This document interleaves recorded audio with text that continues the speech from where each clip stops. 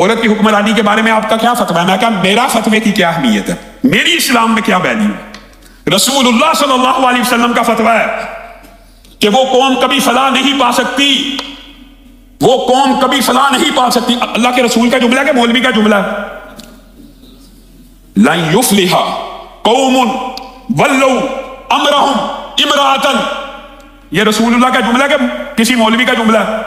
وہ قوم کبھی فلاح نہیں پا سکتی، وہ قوم کبھی فلاح نہیں پا سکتی، وہ قوم کبھی فلاح نہیں پا سکتی جو اپنا اقتدار اور اپنے امور دنیا کو اور اپنی انتظامات کو عورت کے سپرد کر دے۔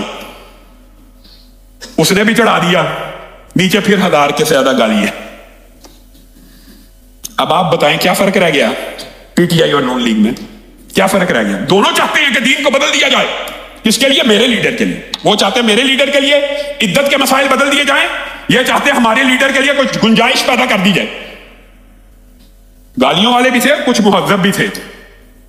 کہنے لگے علامہ صاحب وہ جو مسئلہ جی حضرت عائشہ کا جنگ جمل کا، سبحان اللہ، آپ حیران رہ جائیں گے امام بخاری نے جو باب بند ہے، اور امام بخاری جو ابو بکرہ سے حدیث لے کے آئے ہیں نا، دیکھیے اس اشکال کا جواب بھی 1400 سال پہلے رسول اللہ کی حدیث میں موجود ہے۔ ابو بکرہ کہتے ہیں بعض صحابہ کا یہ استدلال تھا امی عائشہ کا ساتھ نہ دینے کا۔ ابو بکرہ کہتے ہیں مجھے اس حدیث نے فائدہ پہنچایا اور میں امی عائشہ کے لشکر میں شامل نہ ہوا، حالانکہ امی عائشہ اگر غور کیا جائے تو اس لشکر کی سپہ سالار اور چیف آف آرمی سٹاف نہیں تھی، اس لشکر میں شریک تھی۔ اصل سپہ سالاری تو آپ کو پتا سیدنا امیر معاویہ، طلحہ اور زبیر کے پاس تھی، اور عورتوں کا جنگ میں شامل ہونا جائز ہے۔ اچھا یہ بات بھی عجیب ہے، عورت حکمران نہیں بن سکتی، یہ رسول اللہ کا فیصلہ ہے، اللہ کا فیصلہ ہے، قرآن سے بھی ثابت ہے۔ الرجال قوامون کی آیت، اور یہ جو آیت ہے نا کہ ہم نے کوئی بھی نبوت کا منصب مردوں کے علاوہ کسی کو نہیں دیا، اس کی تفسیر پڑھ لیں، اس کا مطلب کیا ہے؟ عورتوں کو حکمران نہیں بنایا جائے گا۔ عورتیں جنگ میں شریک ہو سکتی ہیں لیکن چیف یا سپہ سالار نہیں بن سکتی۔ پھر بھی بعض صحابہ نے استدلال کیا تھا کہ امی عائشہ کے ساتھ اب اس لیے نہیں تھے نکلے کیونکہ وہ بھی آگے تھی، ان کے پاس بھی اتھارٹی تھی اور وہ بھی کمان کاری تھی، اس لیے۔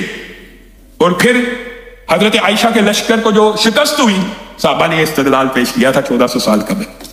بعض صحابہ کا یہ استدلال تھا، لیکن حقیقت میں امی عائشہ اس لشکر کی سربراہ بھی نہیں تھی، لیکن استدلال یہ صحابہ نے تب بھی پیش کر دیا تھا کہ امی عائشہ کے لشکر کو اس حدیث کی وجہ سے شکست ہوئی ہے۔ اب آپ دیکھیں، ایک تو یہ سوال اعتراض کیا گیا، پھر دوسرا یہ بندہ حیران رہ جاتا ہے کہ سیاسی لیڈر کیا چیز ہوتا ہے، سیاسی لیڈر کی محبت کیا چیز ہوتی ہے، انسان اس کے لیے کیسی کیسی اور کہاں کہاں سے گنجائش۔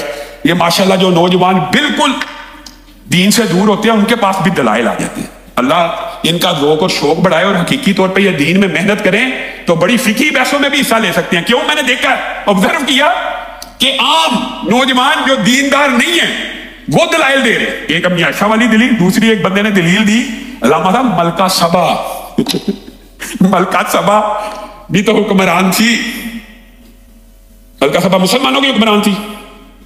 حضرت سلمان نے اس کے خلاف جہاد کیا تھا، جنگ لڑی تھی اور جنگ کا ارادہ کیا تھا کہ اس کو حاکم ماننا تھا۔ یاد لوگوں کے استدلال بھی عجیب ہوتے ہیں۔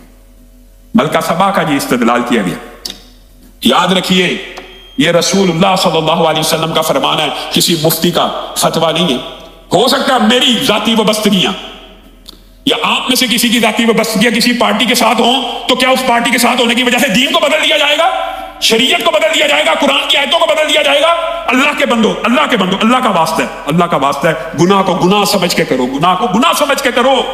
مریم نواز کو وزیر اعلیٰ پنجاب آپ بنانا چاہتے ہیں، چند لوگ بنائیں، لیکن اس کو غیر شرعی سمجھے، اس کو گناہ سمجھے، اس کو خلاف رسول سمجھے، اس کو خلاف دین سمجھے، اس کو خلاف شریعت سمجھے، اس کو خلاف اسلام سمجھے، پھر جو مرضی کرتے رہے۔ اگر آپ گناہ کو گناہ نہیں سمجھیں گے تو اللہ تعالیٰ کبھی توبہ کی توفیق نہیں دے گا۔ اللہ کی قسم محدثین نے، مفسرین نے عظیم جملے لکھے ہیں، ہمیشہ توبہ کی توفیق اس کو ملتی ہے جو گناہ کو گناہ سمجھ کے کرتا ہے۔